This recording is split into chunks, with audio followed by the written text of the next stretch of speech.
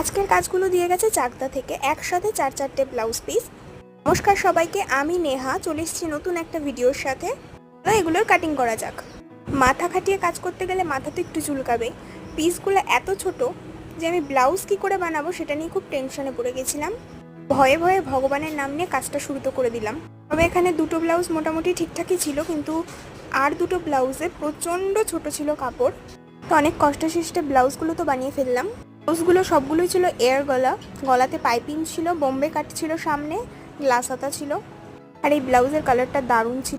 এরপর আছে এই রেড কালারের ব্লাউজটা, এটাও এয়ার গলা, সামনে বোম্বাই কাট, এটাতেও কট পাইপিং ইউজ করা হয়েছে। আর হাতায় পার থাকায় হাতায় কোনো পাইপিং ইউজ করা হয়নি।